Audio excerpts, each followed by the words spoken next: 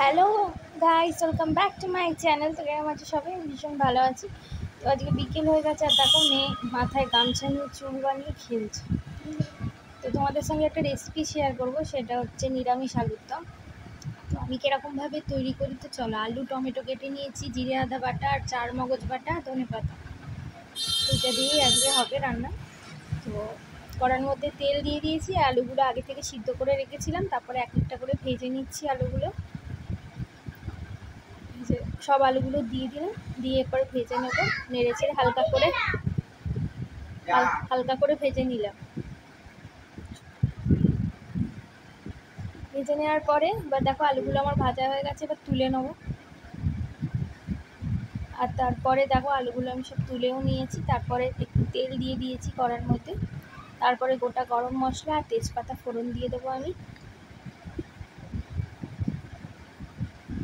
তারপরে দিয়ে দেবো টমেটো,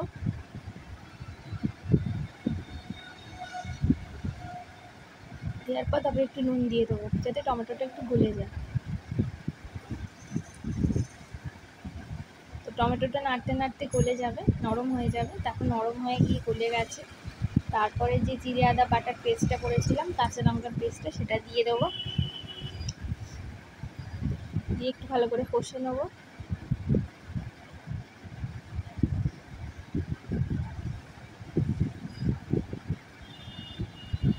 এরম করে নিরামিষ আলুর দম করে দেখবে, খেতে কিন্তু খুব ভালো হয়।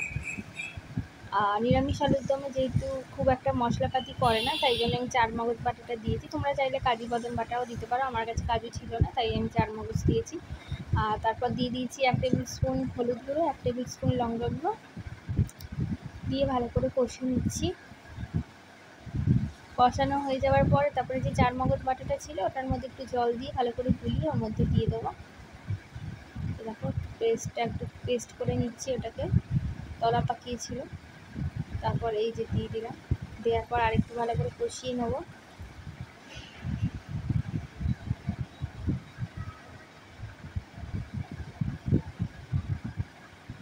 দেখো কষানো হয়ে গেছে।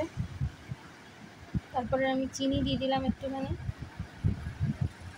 নিরামিষ আলুর দমে একটু চিনি না দিলে ব্যালেন্সটা কিন্তু পারফেকশন আসে না।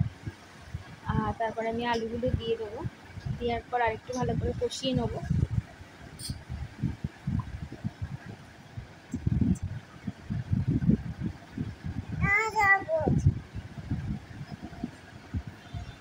তো দেখো কষানো হয়ে যাওয়ার পরে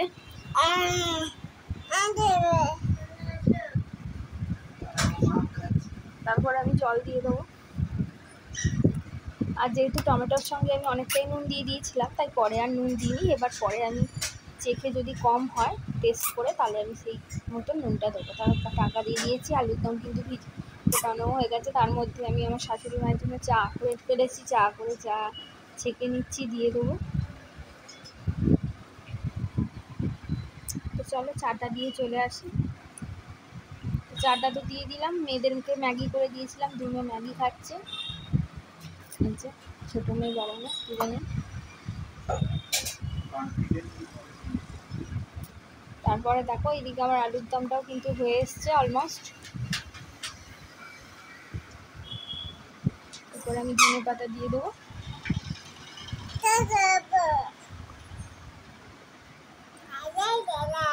তারপর আমি একটু ঘি দিয়ে দিলাম, যেহেতু নিরামিষ আলুর দম একটু ঘি দিয়ে দিলাম।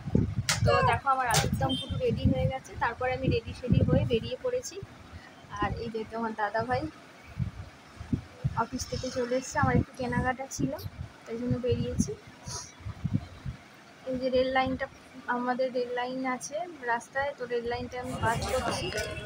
তো তারপরে চলে এসেছি মন্দিরের সামনে, মানে ব্যাটাই মন্দিরের সামনে, মা কালী। তো এইখানে আমি ধূপ মোমবাতি কিনে নিচ্ছি।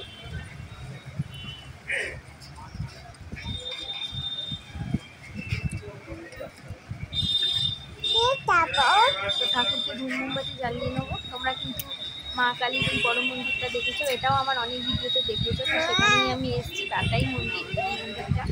আর ঠাকুর টাটাই মন্দির, কিন্তু ভীষণ জাগ্রত।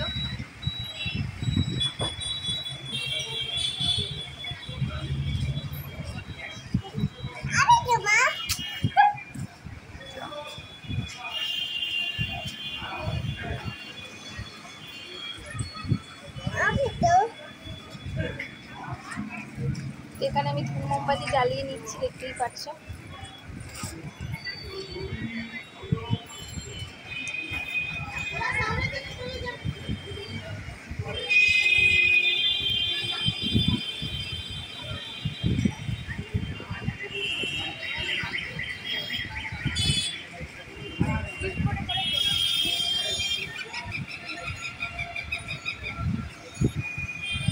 এই যে মায়ের মূর্তি দেখো তোমরা, ভীষণই জাগ্রত। খুব সুন্দর মন্দিরটা সাজানো ছোট্টখাটোর মধ্যে, ভীষণ সুন্দর লাগে। আর আমি ধূম মোমবাতি দেখাচ্ছিলাম ঠাকুরকে, ওরা বললো নিচে দেখো, লেখাটা ছিল আমি লক্ষ্য করিনি, তারপর আবার নিচে নেমে গেলাম, মাকে দেখালাম ধূম মোমবাতি।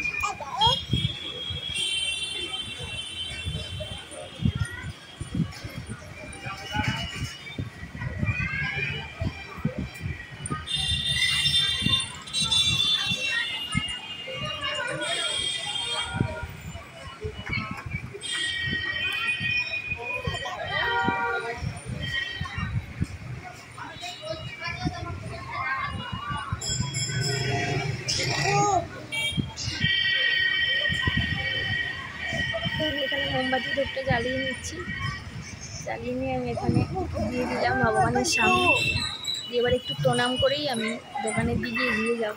এটা হচ্ছে শিব ঠাকুর, পাশেই আছে। শিবরাত্রিতে অনেকেই এখানে পুজো দিতে আসে, বাবার মাথায় জল ঢালতে আসে, লিঙ্গ আছে আলাদা।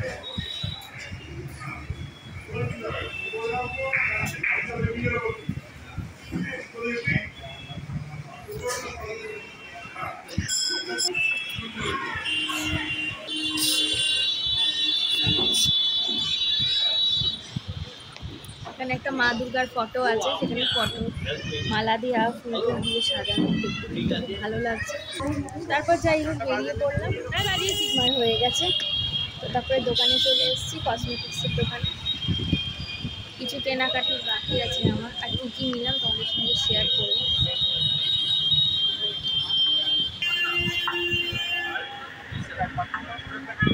তো প্রথমে আমি লিপস্টিক দেখছিলাম, যেহেতু আমার মাইগ্রামের লিপস্টিক আমি ইউজ করি, তো লিপস্টিকটা আমার শেষ হয়ে গেছে, তো লিপস্টিক দেখছিলাম। তো ওদের কাছে মাইগ্রাম নেই, তো ওদের কাছে ইনসাইটের লিপস্টিক তোমার ব্লু হাভেনের লিপস্টিক আছে, সেটাই দেখাচ্ছিলো, কিন্তু আমার ঠিক পছন্দ হচ্ছিল না। তো আমি বানানা পাউডার নিয়েছি, ট্রান্সলেশন পাউডারের যে বানানা পাউডারটা সেটা নিয়েছি, আর তোমার হিটের স্ট্রিপ নিয়েছি, ব্লিচ নিয়েছি, যেগুলো ঘরে পুজোর সময় করবো, আর ল্যাকমির একটা ফেস পাউডার নিয়েছি। এইসব টুকিটাকি জিনিস আমি নিতে গেছিলাম, তাও আমার পুরোপুরি কমপ্লিট হয়নি। এটা পছন্দ না, ওটা পছন্দ না করতে করতে এটা ওটা নিতে আমার সময়টাও চলে গেছে। তো ব্লগটা এইটুকুই, এত অবধিই রাখলাম। তো পরের ব্লগটা খুব তাড়াতাড়ি আসছে।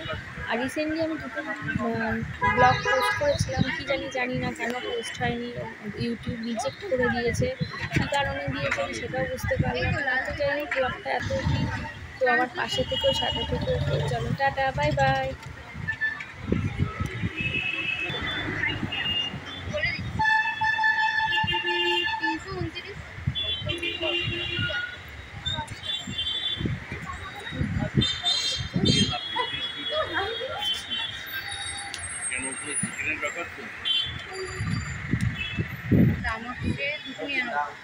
কত নিলাম?